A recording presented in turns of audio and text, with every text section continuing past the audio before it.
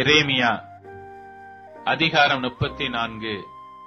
Babylon ராஜாவாகிய நேபுகாத் நேச்சாரும் அவனுடைய சர்வ சேனையும் அவன் ஆளுகைக்குட்பட்ட பூமியின் சகல ராஜ்யங்களும் சகல ஜனங்களும் எருசலேமுக்கும் அதை சேர்ந்த சகல பட்டணங்களுக்கும் விரோதமாக யுத்தம் பண்ணுகையில் எரேமியாவுக்கு கர்த்தரால் உண்டான வார்த்தை: இஸ்ரவேலின் தேவனாகிய கர்த்தர் உரைக்கிறது என்னவென்றால், நீ போய் யூதாவின் ராஜாவாகிய சிதேக்கியாவினிடத்தில் பேசி அவனுக்கு சொல்ல வேண்டியது: இதோ, நான் இந்த நகரத்தை பாபிலோன் ராஜாவின் கையில் ஒப்புக் கொடுக்கிறேன்.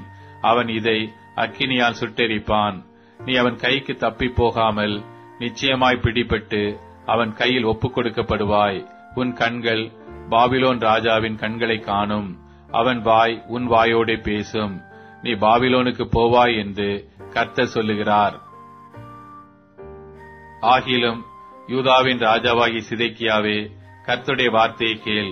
உன்னை குறித்து கர்த்தர் சொல்லுகிறது என்னவென்றால், நீ பட்டயத்தாலே சாவதில்லை, சமாதானத்தோடே சாவாய். உனக்கு முன்னிருந்த ராஜாக்களாகிய உன் பிதாக்களின் நிமித்தம் கந்த வர்க்கங்களை கொளுத்தினது போல உன் நிமித்தமும் கொளுத்தி, ஐயோ ஆண்டவனே என்று சொல்லி உனக்காக புலம்புவார்கள். இது நான் சொன்ன வார்த்தை என்று கர்த்தர் உரைத்தார் என்று சொல் என்றார்.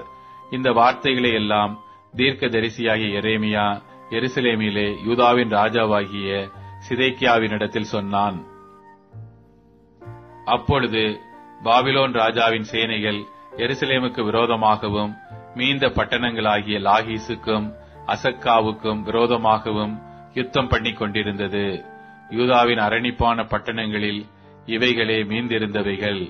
ஒருவனும் யூத ஜாதியானாகிய தன் சகோதரனை அடிமை கொள்ளாதபடிக்கு அவனவன் எபிரேயனாகிய தன் வேலைக்காரனையும் எபிரேய ஸ்திரீயாகிய தன் வேலைக்காரியையும் சுயாதீனராக அனுப்பிவிட வேண்டும் என்று அவர்களுக்கு விடுதலையை கூறும்படி ராஜாவாகி சிதேக்கியா எருசலேமில் இருக்கிற எல்லா ஜனத்தோடும் உடன்படிக்கை பண்ணின பின்பு எரேமியாவுக்கு கர்த்தரால் வார்த்தை உண்டாயிற்று.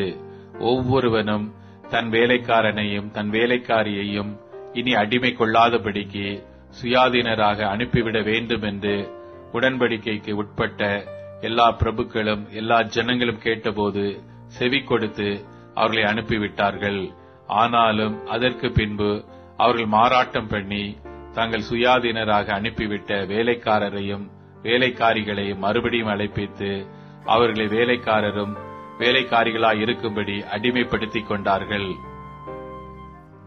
ஆதலால் கர்த்தராலே எரேமியாவுக்கு வார்த்தையுண்டாகி அவர்: இஸ்ரவேலின் தேவனாகிய கர்த்தர் உரைக்கிறது என்னவென்றால், அவன் தனக்கு விற்கப்பட்ட எபிரேயனாகிய தன் சகோதரனை முடிவிலே நீங்கள் 7ஆம் வருஷத்திலே அனுப்பிவிட வேண்டும் என்றும், அவன் உனக்கு 6 வருஷம் அடிமையாய் இருந்த பின்பு அவனை உன்னிடத்தில் வைக்காமல் சுயாதீனனாக அனுப்பிவிட வேண்டும் என்றும் நான் உங்கள் பிதாக்களை அடிமை வீடாகிய எகிப்து தேசத்திலிருந்து புறப்பட பண்ணின நாளிலே அவர்களோட உடன்படிக்கை பண்ணினேன்.